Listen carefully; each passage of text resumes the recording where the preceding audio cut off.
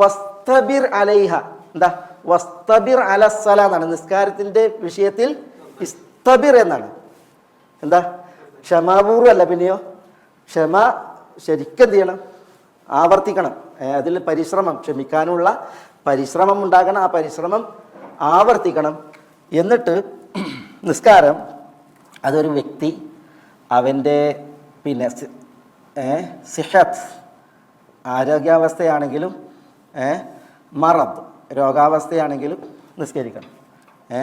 ഒരാൾ സഫറിലാണെങ്കിലും, ഒരാൾ ഹദർ, എന്താ സഫറും ഹദറും, യാത്രയിലാണെങ്കിലും തദ്ദേശവാസിയാണെങ്കിലും നിസ്കരിക്കണം. ഒരാൾ പിന്നെ കാലാവസ്ഥ ചൂടാണ്, ഹർ, എങ്കിലും നിസ്കരിക്കണം. ശൈത്യം കഠിനമാണെങ്കിൽ അപ്പോഴും നിസ്കരിക്കണം. ഒരു വ്യക്തി അയാൾ കരയിലാണ്, നിസ്കരിച്ചോളണം. അതല്ല അയാൾ കടലിലാണ്, നിസ്കരിച്ചോളണം. അതേപോലെ തന്നെ ഒരു വ്യക്തി തനിച്ചാണ്, ആളൊഴിഞ്ഞെടുത്താണ്, നിസ്കരിക്കണം. ഒരാൾ ജൽവത്തിലാണോ, നിസ്കരിച്ചോളണം. ഏതൊരവസ്ഥയിലും നിസ്കാരം, മനസ്സിലായില്ലേ?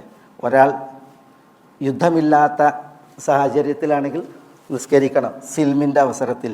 അതേപോലെ തന്നെ ഒരാൾ യുദ്ധസമയത്താണെങ്കിലും നിസ്കരിച്ചോളണം, മനസ്സിലായില്ലേ?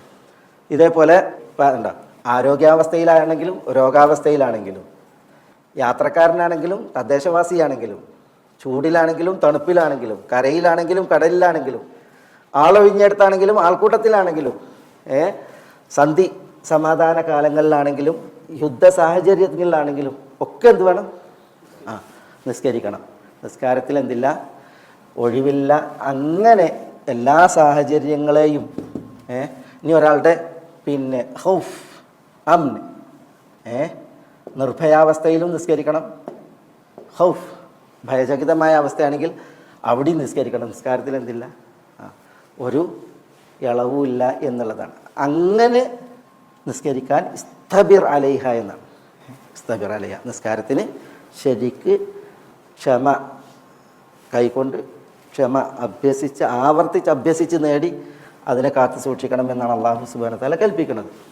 പിന്നെ ഒപ്പം നിസ്കാരത്തിന് അതിൻ്റെ ഷുറൂത്തുകളുണ്ട്, നിസ്കാരത്തിന് അതിൻ്റെ റുക്കുനുകളുണ്ട്, നിസ്കാരത്തിന് വാജിബുകളുണ്ട്, നിസ്കാരത്തിന് സുനനുകളുണ്ട്, അല്ലേ? അതേപോലെ തന്നെ നിസ്കാരത്തിൽ അടിസ്ഥാനമാകേണ്ട ഇഖ്ലാസ്, അതേപോലെ ഖുശൂ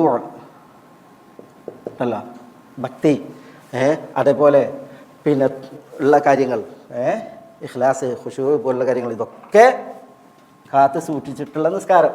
അതിനൊക്കെ എന്ത് വേണം? നന്നായി ക്ഷമ വേണ്ട വിഷയമാണ്. ക്ഷമ വേണ്ട വിഷയമാണ്. അതാണ് അത് നിസ്കാരത്തിൻ്റെ വിഷയത്തിൽ കൈക്കൊള്ളാനാണ് പറയുന്നത്. വസ്തബിർ അലൈഹ, വസ്തബിർ അലൈഹ.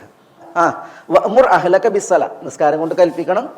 വസ്തബിർ, നീ സബർ നന്നായി കൈക്കൊള്ളണം. നമ്മൾ നന്നായി കൈക്കൊള്ളണം എന്ന് പറയുമ്പോൾ ഈ ഒരു വ്യത്യാസത്തിൽ അതിനെ മനസ്സിലാക്കണം.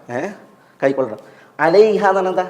കൽപ്പനൻ്റെ വിഷയത്തിലല്ല, പിന്നെ അലസ്സല നിസ്കാരത്തിൻ്റെ വിഷയത്തിൽ, നിസ്കാരം നിർവഹിക്കുന്ന വിഷയത്തിലും നിസ്കാരം കൽപ്പിക്കുന്ന വിഷയത്തിലും ഒക്കെ ഇസ്തബിർ, ഇസ്തബിർ.